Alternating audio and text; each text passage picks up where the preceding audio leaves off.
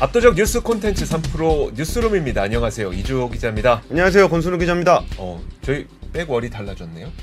훨씬 멋있어졌는데요. 훨씬 멋있어졌습니다. 이게 뭔가 AR 같지 않습니까? AR 아닙니다. 진짜입니다. 저희 네. 레알입니다. 자, 네. 오늘도 뉴스 AR 아니고 레알. 레알 뉴스 정리해드리도록 하겠습니다. 예, 첫 번째 뉴스는 뭡니까? 자, 바로 헤드라인 보시죠. 이럴 때가 우리가 좀 화가 나는 것 같아요. 그러니까 재료값 뛸 때 올리는 건 오케이. 예. 우리도 인정. 근데 하락하면 나 몰라라 하면 이건 좀 배신감 느껴지지 않나 싶은데, 자, 오늘 한국소비자단체협의회가 라면 과자 업체들이 원재료 가격이 하락하고 있는데 오히려 소비자 가격은 그 기간 동안 계속 높아졌다고 분석을 했습니다. 그 내용을 한번 전해드릴 텐데요. 빵, 과자, 라면 이런 것들은 주요 원재료가 밀, 파뮤 이런 거잖아요. 이런 원재료잖아요. 그래서 이런 수입 가격들이 최근 꾸준히 하락세를 보였다는 것이 그들의 이제 주장인데요. 그 주장이 맞는지 한번 표와 함께 보시죠. 자, 이 표를 보면요. 밀 가격과 팜유 가격을 보여주는 건데 화면에서 보시는 것처럼 2022년 2분기까지는 내렸네요. 네, 오른 거 맞습니다. 네, 2분기까지는 오른 거 맞고 그 다음부터는 지금 보시면 뭐 마이너스 7%, 22% 해갖고 내려간 게 맞습니다. 그러면 이 기간 동안 사실 좀 우리가 먹는 라면이라든지 빵 가격 이런 것들도 내려가야 되는 거 아니냐라는 이들의 주장인데요. 그러면 그 다음 것도 한번 보도록 하겠습니다. 자, 그러면 우리가 2022년 2분기부터 내리기 시작했다는 걸 확인했잖아요. 그러면 2023년에는 내려줘야 되는 게 맞잖아요. 하지만 그쵸. 2022년 9% 라면 가격이 그리고 2023년에는 8.8% 올랐다는 겁니다. 누적으로는 21.1%. 사실 뭐 이런 것 얘기하면 뭐 이렇게 논쟁 펼치게 되면은 뭐 끝없이 얘기할 수 있긴 있습니다. 뭐 예를 들어서 식품 업체들 입장에서는 원재료 가격만 올라가냐? 우리 기름 안 쓰니? 우리 공장 돌리면 기름 써야 돼. 유가 올랐지. 그리고 운송비 올랐지. 인건비 올랐지. 뭐 다른 건 안 올랐니?라고 할 수도 있지만 사실 최근에 그 음식료 업체들의 실적을 보면 영업이익도 상당히 좋고 매출도 상당히 좋고 하거든요. 또 이런 걸 보면은 그럼 좀 소비자들을 위해서 약간 인하의 여력이 있었던 건 아닌가라는 생각이 또 들기도 하고 그렇습니다. 왜요? 식품주 팔았어요? 이게 왜 이 얘기를 드렸냐면은 우리가 식품주 투자할 때 주로 이제 하는 그 기초에 어떤 게 있냐면 B2C 업체들은 올릴 때는 올리고 내릴 때는 안 내려요. 그래가지고 한 번 올리는 게 되게 힘들고 올리고 나면 안 내려가기 때문에 처음 올릴 때는 원재료 가격 올라갔을 때 같이 올리고서 원재료 가격이 떨어질 때 거기서 이익을 보는 그런 성격이 있고 B2B 뭐 밀가루 값이라든지 그런 거는 이게 B2B는 선수들끼리 거래를 하잖아요. 그러니까 올릴 때 같이 올리고 내릴 때 같이 내려요. 근데 이게 소비자 가격은 한 번 올리기는 되게 힘든데 사람들이 올릴 때는 막 뭐라 그러다가 나중에 뭐 원재료값 떨어지든지 말든지 그거는 잘 신경 안 쓰게. 그리고 이게 참 주주 관점에서는 이런 부분들이 이거 원재료값 올랐으니까 좀 올라가야지라고 생각하게 되고 소비자 입장에서는 이게 그래도 모든 게 올라가고 힘든데 내가 과자 하나 맛있게 못 먹냐 그러니까요. 하는 그런 일도 생기다 보니까 요 시기가 그런 것 같아요. 이게 그 뭔가 물가에 대한 얘기인데 저도 두 번째 뉴스도 약간 물가랑 관련이 있지 않은가 싶어요. 그래요? 팁은 얼마 줘야 하는가? 미국 얘기입니다. 지금 물가가 올라서 힘든 건 우리만의 문제가 아니잖아요. 그러니까 미국에서도 지금 팁 문화가 도마 위에 올랐는데 분위기가 변한 것도 그러니까 팁 문화에 대한 분위기가 좀 변한 것도 있고 고물가 때문에 생긴 문제도 있다 보니까 팁플레이션이라는 신조어가 생길 정도예요.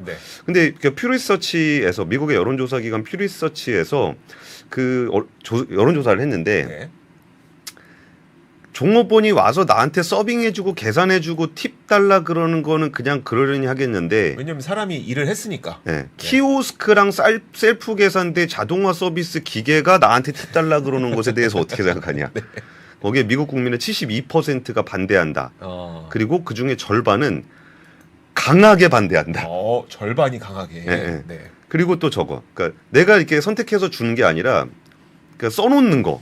그 12%, 15%, 18% 이렇게 써 있죠. 그리고 그 주인의 요구대로 팁을 줘야 되느냐에 대한 요구에서는 찬성하는 사람이 한 24%, 반대가 40%였습니다. 그리고 이제 72%가 그 5년 전보다 팁을 더 많이 줘야 된다라고 느끼는 것으로 나타났습니다. 그리고 이제 도어대시 같은 음식 배달 앱 네. 여기도 거기에 이제 그 팁 쓰는 거까지 나와 있고요. 그러면서 뭐라고 써놨냐면 도어대시에서 뭐 선택이신데 네. 배달이 그렇게 빨리 갈 것 같아요? 팁 안 주면? 안 주면 네. 네, 요런 게 있어갖고 좀 논란이 좀 됐었습니다. 네. 그리고 이제 우리나라에서도 예전에 그 카카오티에서 카카오 모빌리티에서 그 택시 기사에게 팁을 주겠습니까? 그러니까 별점 5점 맞아요. 눌러가지고 네. 이게 그 일반 말고 모범이라든지 블랙이라든지 이거 하게 되면은 요거 누를 때 이제 팁 주실래요? 그래서 욕 바가지로 먹었거든요. 네. 근데 카카오 쪽에서 되게 억울하다는 듯이 얘기했던 거 뭐냐면은 그거 우리가 하려 그런 게 아니라 택시 쪽에서 그러니까 그러니까 택시 업계와 상생 방안 어떻게 하면 좋겠습니까? 그랬더니 택시 업계가 이 팁 들어가는 거를 해달라. 네. 그래서 한 거다. 왜 우리한테 너무 뭐라 그러지 마라. 뭐 이런 얘기도 좀 있었는데 네. 미국에서도 인정받기 힘든 미국에서도 욕먹는 팁 문화 그거 네. 한번 제가 표로 갖고 왔는데 무인 팁 직원이 없어요. 그러니까 이게 좀 저도 납득이 안 되죠. 예. 근데 기계가 팁을 요구하는 경우. 네. 그리고 기계한테 줍니까? 누구한테 줍니까? 드라이브 스루 팁. 내가 갔는데 내가 받으러 갔는데 팁을 요구한다. 아니, 그 팁은 나한테 줘야 되겠네요. 예, 그리고 내가 받아야 돼. 주유소 팁 셀프. 아, 기름은 내가 넣었는데 왜 네가 팁을 받아? 그거랑 그 본인 가게 팁. 본인 가게 팁. 예, 보통 이제 종업원들이 최저임금 좀 안 주고 막 그러면서 팁으로 월급을 그렇죠. 충당하잖아요. 근데 사장님이 팁을 요구한다.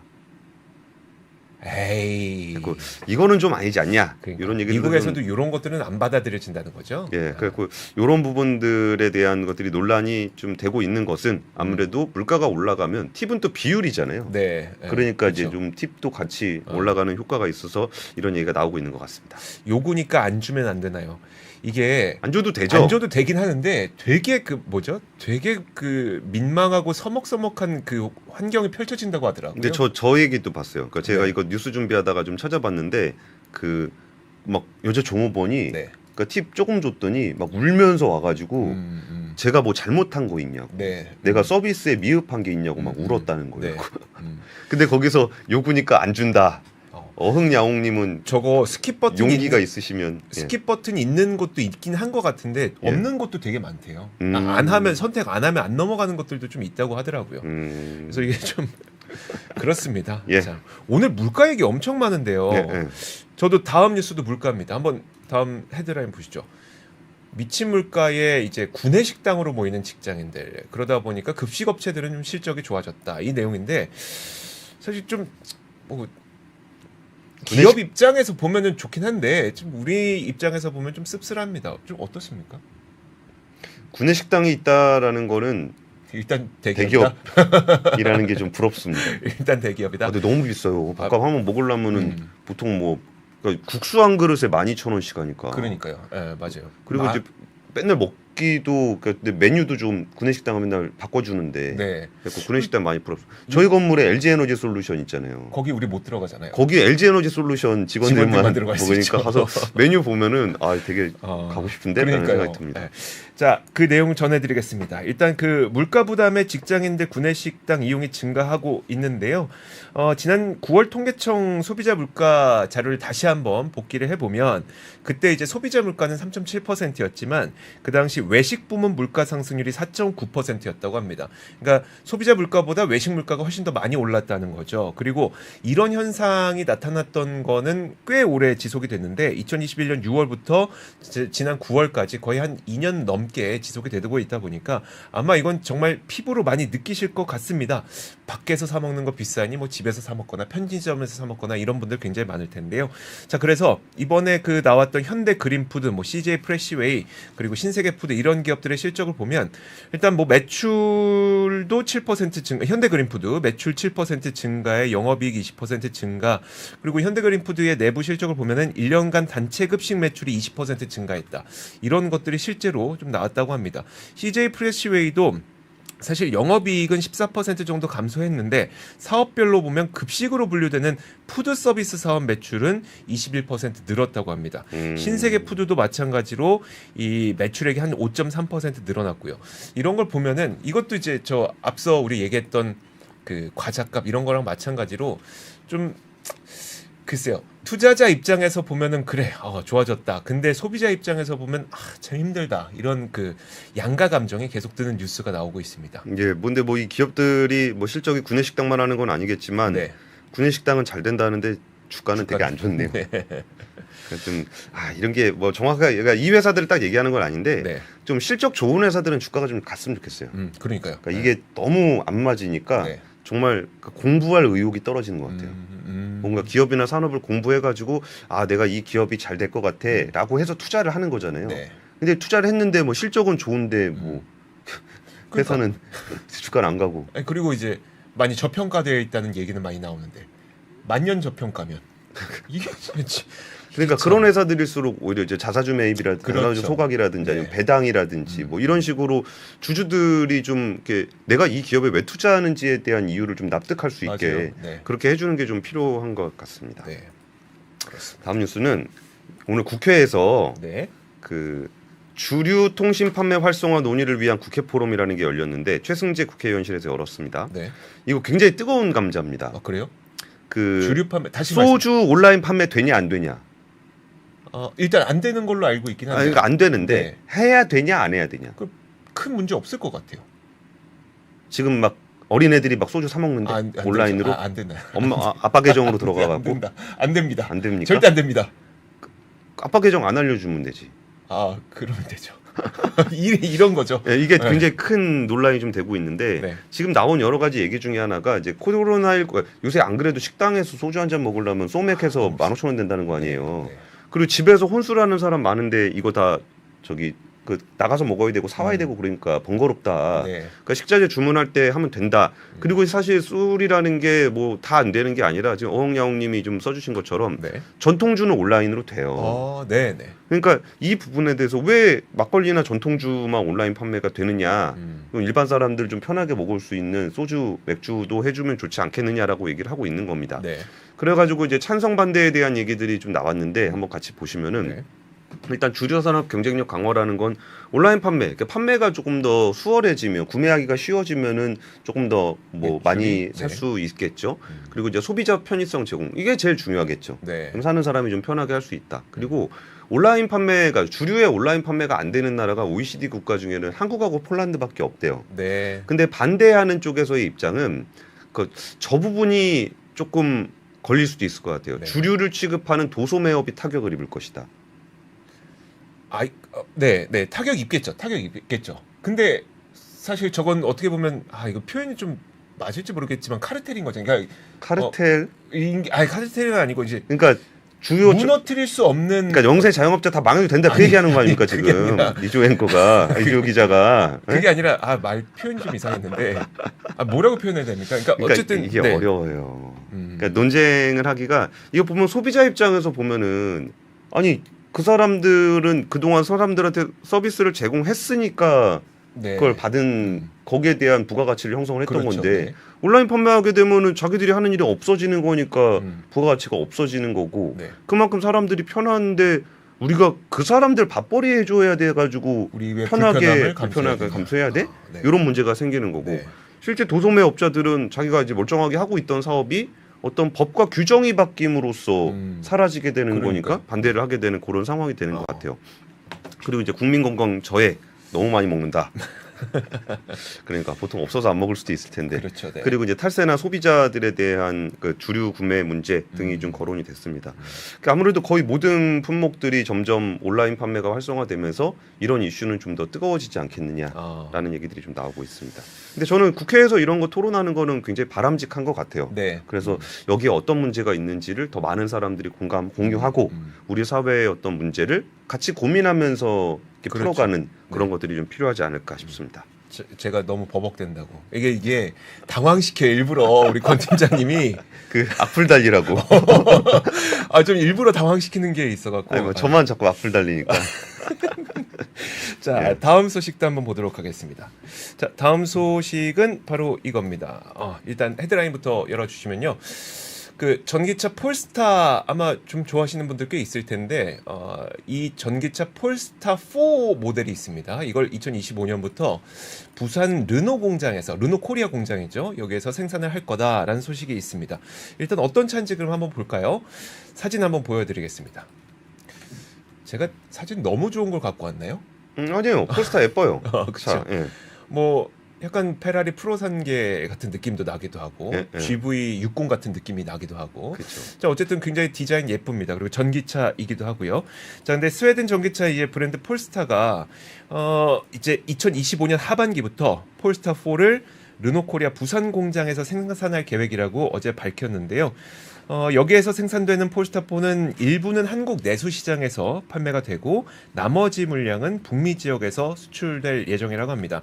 그래서 이 그 공장이 한 연간 산 30만 대 정도의 이 생산량을 갖고 있는 공장이라고 하는데 폴스타는 볼보와 지리자동차, 중국 지리자동차의 합작사가 만든 전기차 브랜드잖아요. 예. 그리고 지리자동차는 지난해에 르노코리아 지분 34%를 확보를 했습니다.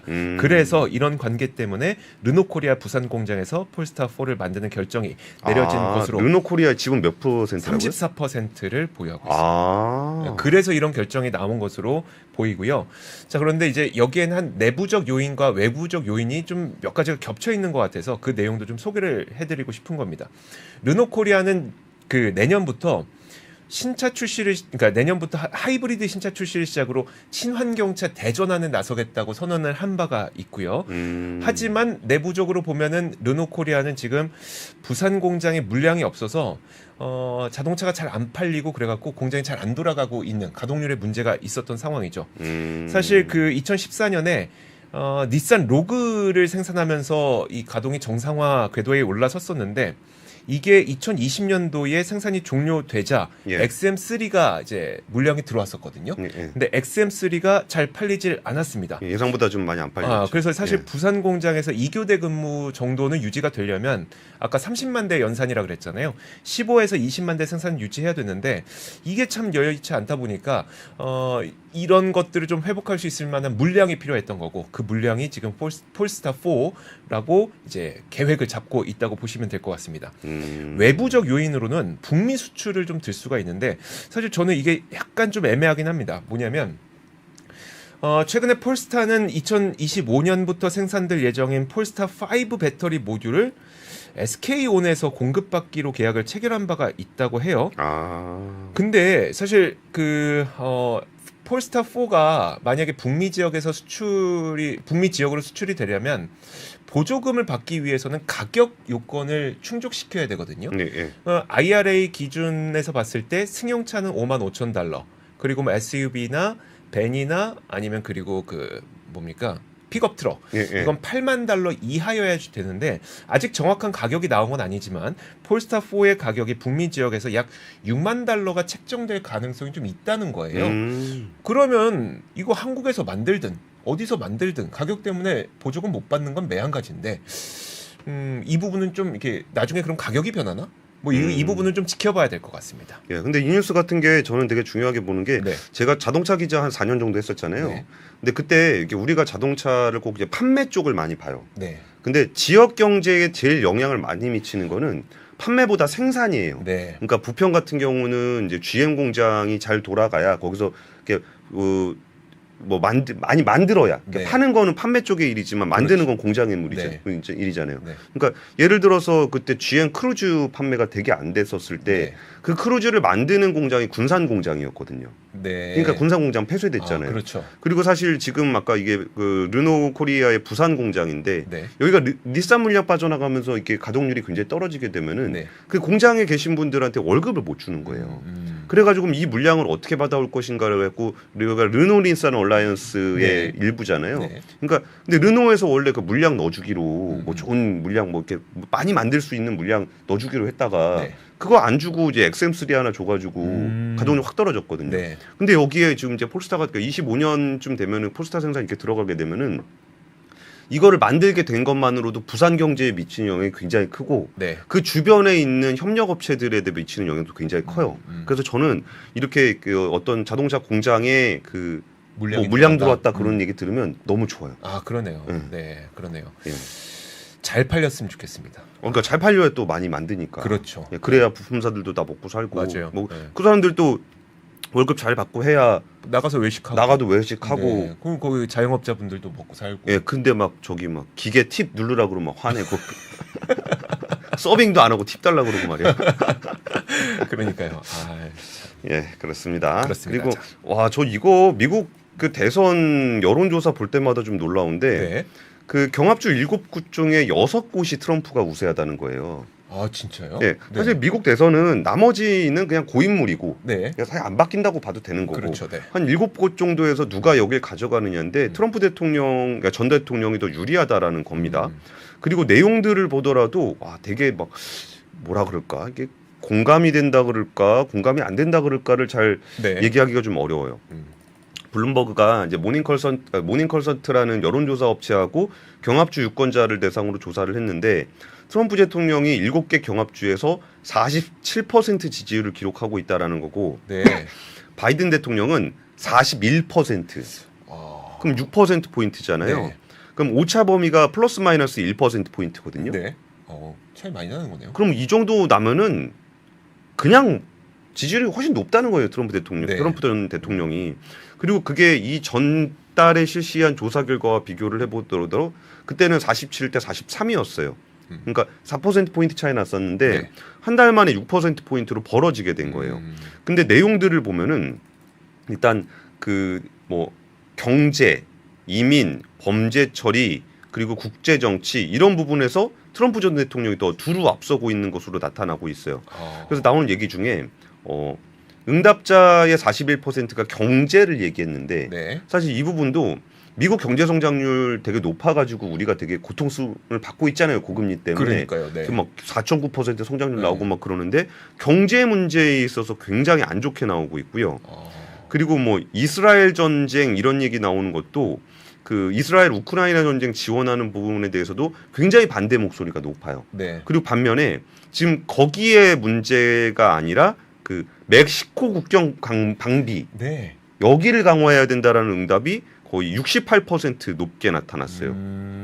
그러니까 뭐 예를 들어서 이게 그 국방이라든지 안보에 대해서 어디를 지원할 것인가가 우크라이나 뭐 이스라엘 이런 데가 아니고 네. 멕시코 국경 강화하는 게 훨씬 중요하다라는 얘기가 나오는 거예요. 그러니까 이런 부분들이 참 그러니까 이스라엘 전쟁 대응에 있어서도 좀 더 신중한 어떤 모습을 보이고 있는 바이든 대통령이 31%고 네. 트럼프 대통령은 저희가 아까 뉴스에서 한번 전했지만 이스라엘하고 안 하고 야 너네 이스라엘이랑 친하게 지내면 우리가 선물 줄게 뭐 이런 식으로 트럼프 대통령이 했었잖아요. 네. 근데 트럼프 전 대통령을 신뢰한다는 응답이 44%가 나왔어요. 바이든 대통령 31%인데 와, 차이 엄청나네요. 그러면 거의 뭐 13% 포인트 정도가 그러니까요, 네. 차이가 나는 거예요. 그리고서 지금 하고 있는 얘기들은 지금 우크라이나 이스라엘 문제가 아니라 거기에 있는 뭐 기름 탱크 채우는 게 아니라 네. 지금 내 차 기름 탱크 채워야 된다. 이런 얘기들이 좀 나오고 있어요. 그러니까 네. 공감이 되는 부분들은 이제 정말 그 민생 경제가 제일 중요하구나. 네. 그리고 내가 만약에 그 같은 선택을 하더라도 지금 내가 힘드니까 내 나를 신경 써주는 대통령을 좀 더 지지하겠다라는 부분에서 공감이 가는 거고 네. 오히려 사실 그 글로벌 경찰의 역할을 해왔던 그러니까 도의적으로 좀 도와줘야 되는 부분들에 대해서 좀 이렇게 정의롭게 도와줬던 모습들을 보였던 미국이 네. 그런 미국 사람들은 그런 대통령을 반대하고 있다라는 원하지 부분에서 않았었다. 그런 부분에서 공감이 안 되는 측면도 있고 하는 것들이 참 역시 세상이 팍팍하면 좀 점점 사람들이 야박해지는 것 같아요. 예. 그러네요. 자, 뭐 어차피 콘크리트 주들이야 뭐 정해져 있는 거고 경합주가 7곳인데 거기서 6곳에서 트럼프 전 대통령이 우세하다는 내용을 전해주셨습니다.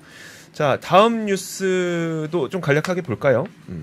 자, 헤드라인 보겠습니다. 이것도 이제 국제 정치도 저희가 한번 봐야 되겠죠.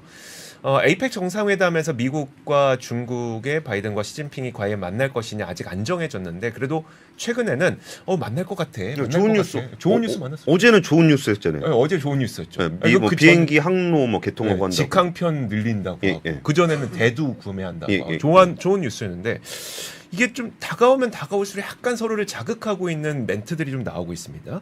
오늘은 일단 무슨 멘트가 나왔냐면 미국 주재 중국 대사가 미중 정상회담을 위해서 3대 조건을 갖춰라 라고 주장을 했다고 하는데 3개 조건인데 그 뭐 3대 조건이 뭐예요? 뭐 다는 말씀을 못 드려도 가장 민감한 거 하나만 말씀드릴게요. 뭐냐면 발리 회담의 정신을 이행해라라고 하고 있습니다.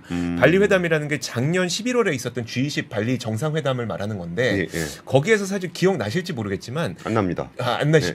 두 국가가 원래 그 되게 그런 데서는 애매하게 이야기하고 나오잖아요. 대승적인 차원에서 뭐 어떻게 하자 이 정도만 얘기가 나오는데 당시에 바이든 대통령이 나는 신냉전 시대일 필요가 없다고 확신한다. 그러면서 양안 문제, 대만 문제예요. 지금 대만 문제가 제일 크게 걸리고 있는 건데 양안 문제가 평화적으로 해결되길 원하며 침공까지 이어져서는 안 된다는 점을 분명히 했고 시 주석은 내가 말하는 바를 이해했다고 확신한다라고 기자들에게 얘기했었어요. 바이든 대통령 그 당시에. 그러면 이 말을 중국이 어떻게 받아들였는지를 봐야 되겠죠. 근데 중국은 이렇게 받아들였던 걸로 오늘 확인이 된 겁니다. 뭐냐면 발리 회담 정신을 이행하라. 발리 회담 정신에는 동맹 강화를 통한 반중국을 추구하지 않으며 디커플링을 추구하지 않겠다는 내용이 포함되었다고 주장을 했어요. 그러니까 지금 원래 정상회담은 좀 추상적으로 하죠. 대승적으로 하고 그 다음에 이제 실무자 차원에서 하는데 분명히 우리는 서로 같은 이야기를 봤지만 서로 다르게 이해하고 있다는 것을 확인했고 반대로 그럼 미국 대통령은 어떻게 나오고 있냐? 바이든 미국 대통령이 지금 어딜 가고 있는지 아시죠? 전미 자동차 노조 행사에 직접 참여하고 있습니다. 노조 행사에 참여하는 것 자체도 되게 너무 충격적인 일이긴 한데 이 자리에서 중국이 세계 전기 자동차 시장을 장악하도록 방치하지 않겠다고 전미 자동차 노조 앞에서 이렇게 외치고 있으니 사실 이걸 뭐 중국이 안 보겠습니까? 그러면 이게 혹시 이게 확대 해석하면 안 되는 건 맞습니다. 이 얘기를 확대 해석하면 안 되는 건 맞는데 정상회담 성사를 눈앞에 두고 있는 상태에서 약간 좀 민감한 얘기들이 오고 가니까 혹시라도 삐걱하지 않을까라는 걱정이 좀 됩니다. 이조 기자 일희일비하는군요. 다음 뉴스 빠르게 해서 마무리를 해야 될 것 같아요. 그 뉴스 해서 바꿔주세요. 그 다음 뉴스로 하겠습니다. 이것도 되게 좀 논란이 되고 있는 부분인데 어제 윤석열 대통령이 금융감독원에 왔었어요. 그래가지고 불법 사금융 범죄에 대해서 법이 정한 추심 방법을 넘어선 건 효력이 없다. 그러면서 불법 사금융업자한테 약자의 피를 빠는 악질적 범죄자로 자신이 저지른 죄를 평생 후회하도록 강력하게 처단하라. 굉장히 강한 어조로 얘기를 했어요. 당연히 불법 사금융업자 처벌을 해야 됩니다. 근데 거기에 조금 더 본질적이고 해결하기 어려운 문제가 있는데 대부업의 그 법정 최고 금리가 20%예요. 근데 그때는 금리가 이렇게 계속적으로 내려가고 있는 저금리 시대에 법정 최고 금리를 20% 낮췄어요. 근데 이게 올라가면서 점점 연체율이 높아지고 대부업 하는 사람들이 이제 신용대출을 안 해주고 대부분 담보대출을 해요. 그러면서 지금 불법 사금융 특별단속기관의 검거 건수가 지난해 같은 기간에 비해서 35%가 늘었어요. 그러니까 대부업체를 가도 담보가 없으면 대출을 안 해주는 거예요. 요즘에는. 그러니까 이 부분을 그럼 법정 최고금리를 대부업자들 입장에서는 이게 연체나면 우리가 남는 게 없다. 그래가지고 이제 신용대출을 못 하고 있다라고 얘기하는 거고. 그러니까 최소한 금리 연동형이라도 법정 최고금리를 높여달라라는 얘기를 하고 있는 거예요. 그러니까 불법 사금융을 낮추려면 대부업은 그래도 제도권 금융이잖아요. 그러니까 제도화돼 있는 등록된 업체잖아요. 그럼 여기서 금리를 올리는 것이 불법 사금융을 줄일 것인가? 그러니까 여기서 불법 사금융을 엄단하는 거는 당연히 해야 되는 일이고 얼마든지 열심히 할 수 있어요. 근데 이 대법 최고금리를 올릴 것인가는 굉장히 더 많은 사람들을 불법 사금융에서 막아줄 수도 있으면서도 올릴 때 생겨나는 논쟁들이 생겨요. 근데 저는 우리 사회의 리더들이 이런 문제를 조금 더 과감하고 용감하게 이 아젠다를 올려줬으면 좋겠어요. 그래서 이게 진짜 본질적인 부분들은 회피하고 누구나 다 좋아할 만한 불법 사금융 이것만 하는 거는 리더의 역할이 한 절반 정도밖에 안 된다고 생각해요. 그래서 이런 예민한 이슈도 과감하게 공론화를 시키고 좀 국민적인 그 컨센서스를 만들어낼 수 있는 그런 리더십을 기대해 보겠습니다. 자, 이렇게 3프로 뉴스룸 마치도록 하겠습니다. 금요일이니까 여러분들 주말 잘 보내시고요. 저희는 다음 주 월요일에 또 같은 시간에 옵니다. 다음 주 월요일 6시를 기대하시면서 인사드리겠습니다. 고맙습니다. 감사합니다. 복잡하고 어렵게 느껴지는 재무제표와 용어들. 친절한 투자 멘토 사경인 마스터가 매주 새로운 콘텐츠로 알기 쉽게 설명해드립니다. 재무제표 분석과 포트폴리오 구성, 뭐 양대 재무제표라고 그러면 대차대조표랑 손익계산서가 있거든요. 매수 매도 방법, 이렇게 사는 게 좋겠네. 이렇게 살면 좋겠다. 근데 이렇게 살려면 뭘 해야 되냐면요. 나머지 3분의 1은 놔둬봅니다. 어디까지 가는지. 실전 투자 팁까지 알려드립니다. 오직 3프로 멤버십에서만 만나실 수 있습니다.